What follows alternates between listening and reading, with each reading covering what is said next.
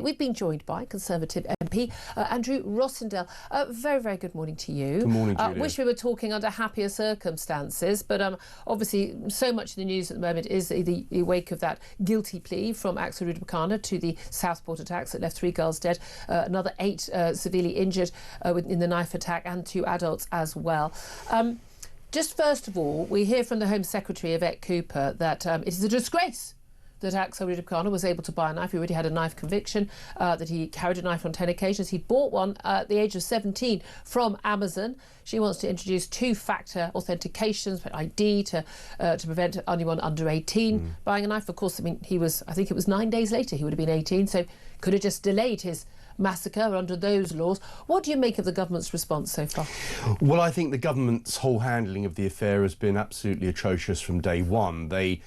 From my point of view, it looks to me like they have been covering up right from the start.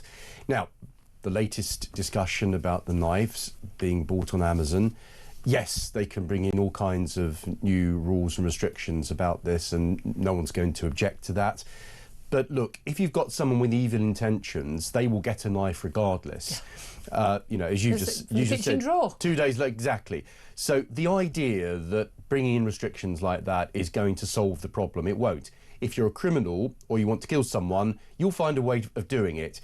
So banning things isn't necessarily always a straightforward answer to a problem.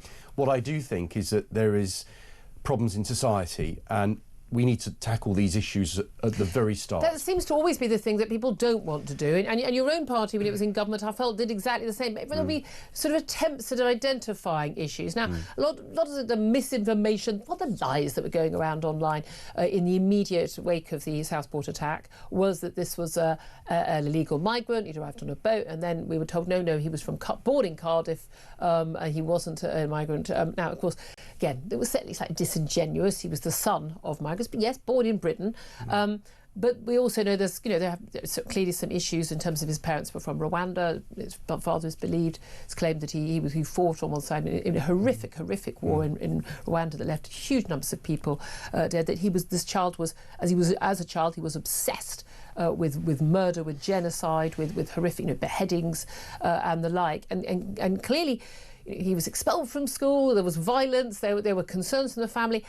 And he was referred to Prevent 3 times, and yet nothing enough was done. But social workers wouldn't enter his house without a police officer present, but we were quite happy to have him still wandering the streets if and when he chose. What is the solution? Is it redefining terrorism, as has been suggested by the Prime Minister in his announcement at Downing Street? Is it, obviously not just these knife laws? What is the answer? Well, the answer certainly isn't to walk on eggshells about these issues anymore. We have to be very clear. The British people have had enough. They've had enough of violence on our streets. In London, we see that all the time. They're fed up of people coming into our country that shouldn't be here, who then take part in criminal activity and indeed terrorism. They want a government that's actually going to seriously protect the security of the British people. So that has to be a party in power that is not going to walk on eggshells anymore. You were pretty critical of the last Conservative government. I'm not here representing the last Conservative government. I wasn't part of the last Conservative government. We had 14 years to do a lot of things, and we failed to do things that we should have done. And that's why we lost, and that's why we're out of power. If we want to regain power, we've got to win back trust. We won't do that unless we tackle these issues head on. And what does tackling these issues head on mean? Right, so look at what Mr. Trump is now doing in the United States. He's getting rid of this diversity and inclusion nonsense, and he wants the public sector to get on and do a proper job for the country. Never catch on here. Well, it needs to, because we're sick of it. We're all fed up with it, and I think the same thing in this country. The police need to be police again and not social workers and not ticking PC boxes. We're sick of that culture. It has to end. So we need more money spent on security and defence and border control and local policing. And what I think we need to do is to take money directly out of the foreign aid budget, and put it directly into national security the money and is there. defence. I mean, the money's there, but we just need to reallocate it. That's one of the interesting things about the discussions going on in the last 24 hours about redefining an act from somebody who's got a specific ideology, as it would appear is the case with Axel Rudakubana, other than just hatred and wanting to kill, that can still be classed as terrorism.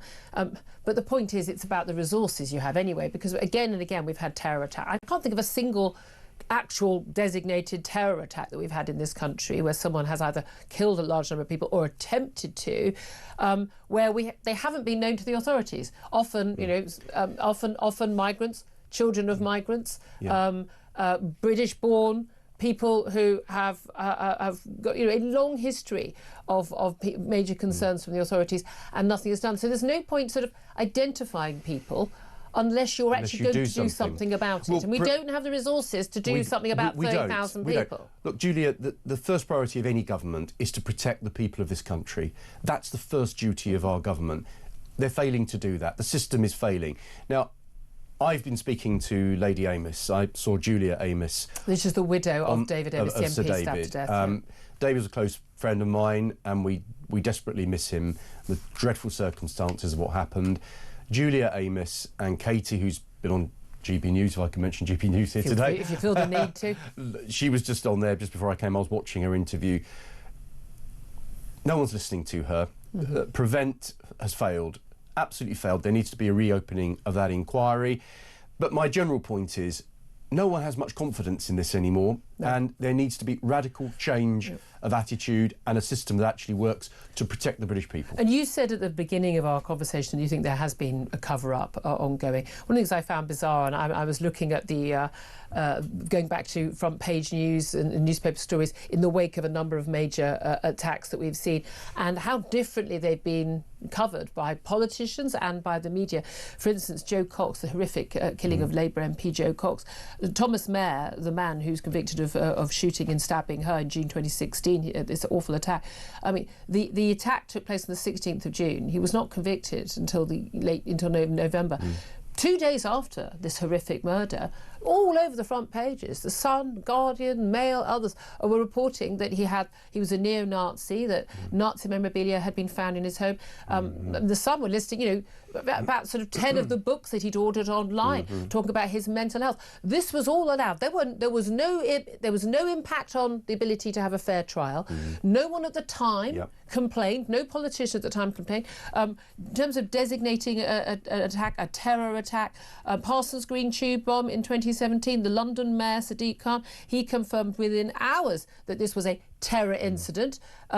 Finsbury Park mosque attack in 2017 was referred to as a terrorist attack within hours. That was days before the man who committed that attack, Darren Osborne, was even charged.